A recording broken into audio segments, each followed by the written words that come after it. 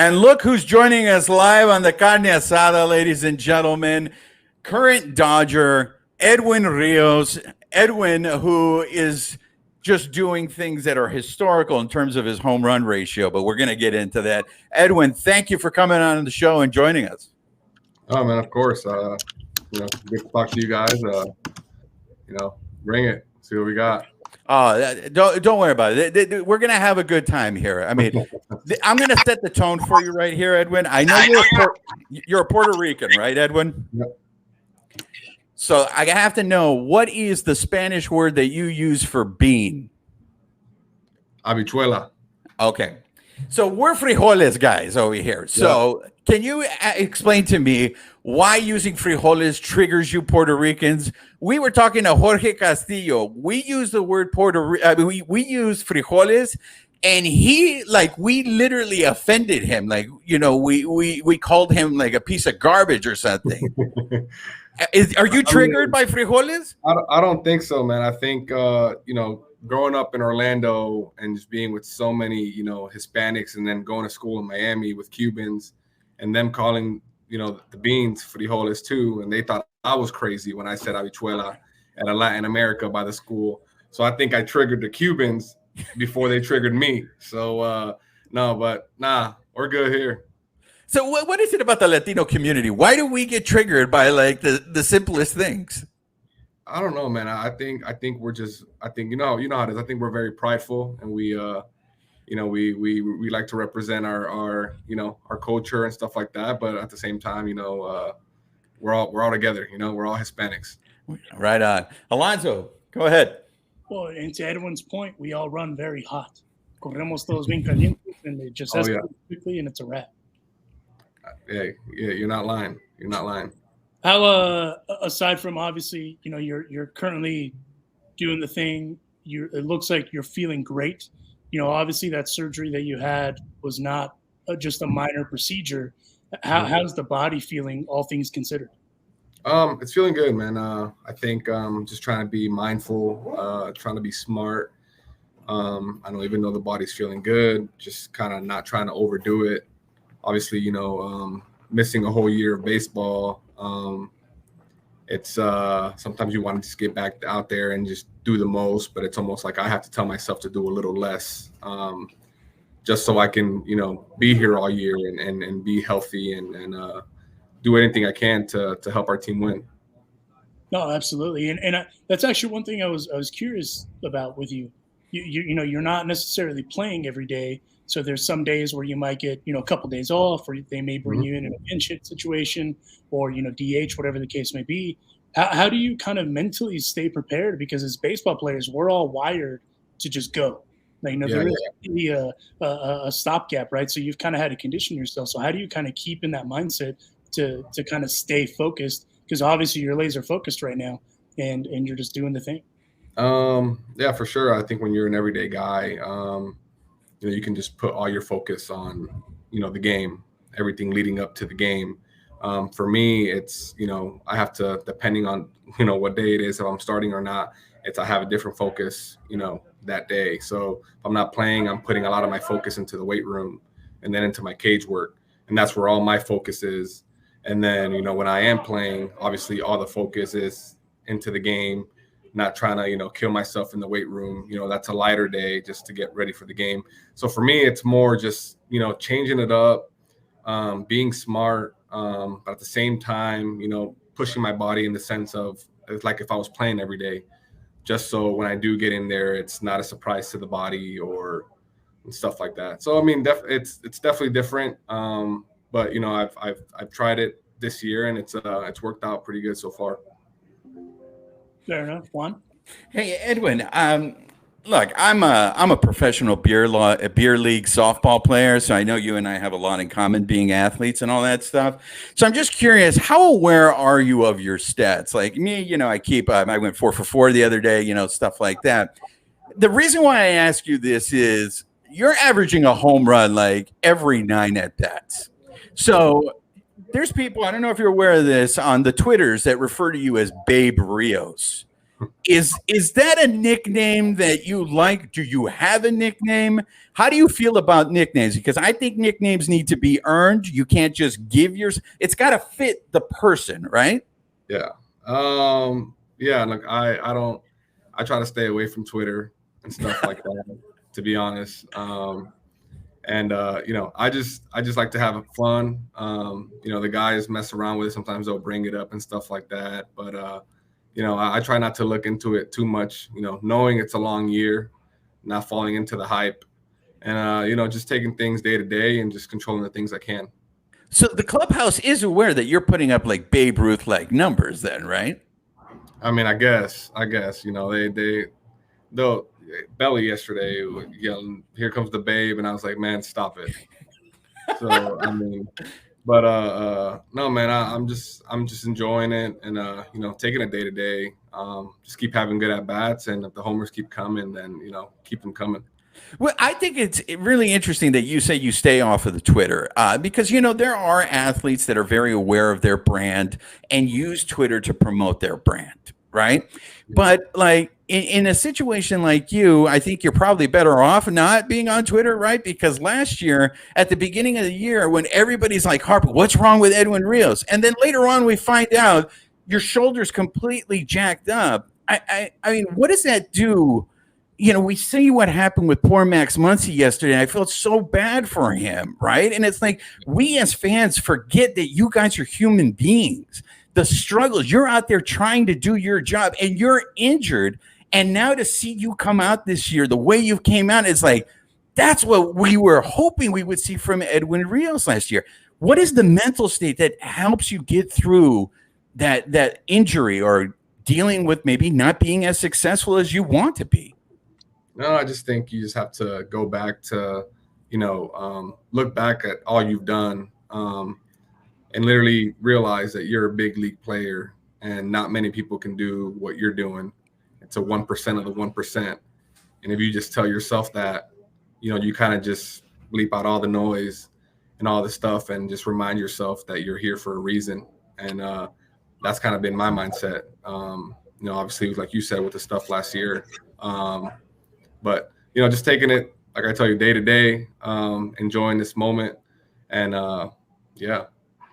There you go, Alonso. He just literally, in a nice way, just told me, hey, beer league softball guy, I'm not going to listen from you because you can't do, I'm in the major leagues. That's the best comeback ever, right, Alonso? It's like, hey, dude, I'm in the major leagues. What are you doing?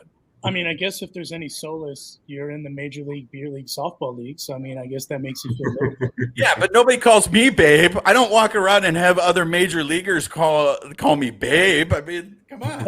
That's fair. I actually wanted to ask you that, Edwin. So, I mean, this year's group is I feel like it's a special group, and I know it's kind of cliche to kind of say that, for the last few years, because we as Dodger fans have been relatively spoiled, since I can't even remember the last time, there was a team that wasn't considered kind of special, what's the general vibe in that clubhouse? Because obviously, they went out and got Freddie Freeman, and that's a huge addition. You lost to Corey Seager, who I know was kind of a glue of that clubhouse as well. So what's the vibe like in general in the clubhouse right now? Man, it's been good. I think everybody just kind of, knows what the ultimate goal is. We've all kind of, know our roles. We're ready to go. But like you said, man, you look at that 1, 2, 3 just there. It's just like looks like it could be an all-star team, with our 1, 2, 3 and stuff like that. And it's pretty unreal to be part of this team and trying to soak up everything from a lot of these guys, a lot of all-stars, a lot of MVPs here. So definitely a special team, and we're just taking it day to day. Easy enough. And Edwin Rios stopping by for a few minutes here in the carne asada. I was late, as was Alysha, because adult responsibilities. But Alysha, what do you have for Edwin Rios? Yeah. Hi, Edwin. Here at Bleed Los Podcast, I don't know if they told you that we are the only Latino-centric flavored podcast talking Dodgers, LA culture, and we are huge supporters of you, and you're killing it this season. And we just want to make sure and remind everybody how how special it is that you come up off the bench and you kill it. So first of all, bravo and thank you. And in that same line of questioning, how important is it to you to represent Latinos, to represent, the young guys, the guys that are the future of baseball? Is that important to you to represent Latinos? I mean, of course. Like we've talked about, and kind of everybody knows, like, most of our fan base is, we're Mexicans, and we're all Latins, and I think that's an important thing when we're able to stick together as the Hispanic community and stuff like that. So just being able to get the culture out there and have the Hispanic community behind me, it's always great. Puerto Rican here, and I was always very into culture. Pops didn't let us talk English at the house. It was always Spanish, just because he didn't want us to forget. So definitely huge. And then having Hanser come in too, and that's you add another Hispanic, and we get that Latin flavor in here. It's always good. That's awesome. I love that. He's good. He's good, Alysha, because he's not triggered by frijoles. Hey, let me ask you, Edwin. I got to ask you this because we had Max Muncy on the show earlier in the season, and he talked about how the clubhouse really liked the mariachis. But lately, I feel like the tide's been turning on the mariachis. Is there too much mariachi music for you now at Dodger Stadium? No. I love it. I love it when that I don't know what his name is. It's the bigger guy. When he just Julian Torres. Julian, when he lets them vocals go and the whole stadium goes crazy. I love it. I can't miss it. I'm always out there for it. So woo. I enjoy it, and I love fans when the fans kind of get into it and they start getting loud and they sing back. I mean, it's nothing like it. Nobody else does it like LA does it. All the minor league guys like Cartaya and Miguel Vargas always say that the Latin guys are the loudest guys in the locker room.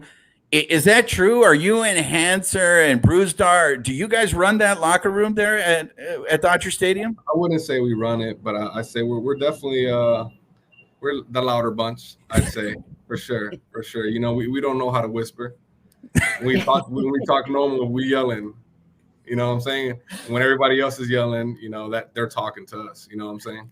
But it's not yelling, right, Edwin? You're just talking in a normal tone. Exactly. We're just talking, and then when we yell, it's like, okay, crazy. We just, you can't hear nothing else. What's the go-to victory song right now? Is it Latino music or is it?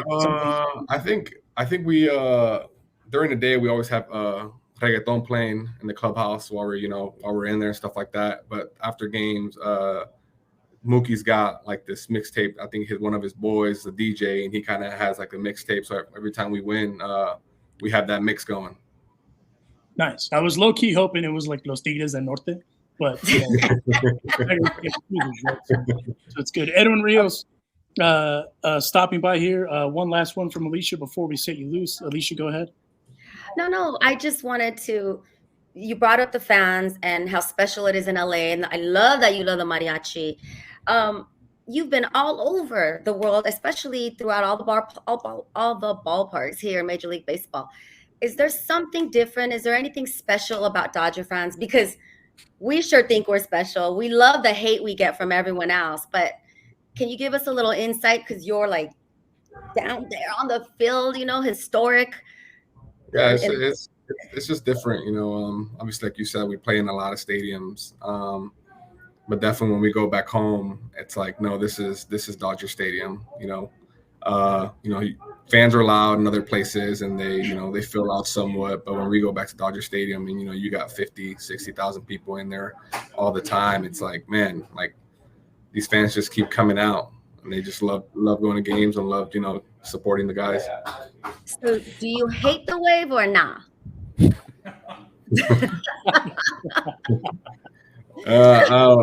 it, Edwin. Bring it. Come on. You can be honest. No judgment here. Honestly, I don't hate it. Yeah. I don't hate it. I know that there's been talks about it and stuff like that, but I mean, let the fans do what they want. Who cares? Baseball's supposed to be fun. That's why I always say baseball's supposed to be fun. So do the wave. It's fun. We're gonna let Edwin go on this note. Edwin, you're in the show just because of your hair. Now, what does bandana season mean? I don't know, man. I hate wearing a hat.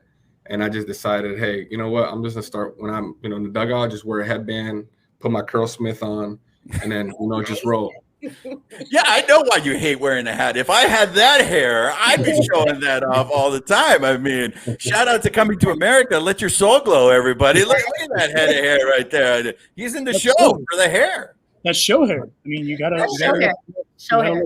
Thank you. Appreciate it. Well, Edwin Rios, we appreciate the time, giving us a few minutes. Good luck the rest of the way on the road trip, and we will catch you back at the Raven this weekend. Of course. Thank you, guys. Thanks, Edwin. Have a good one. Bye.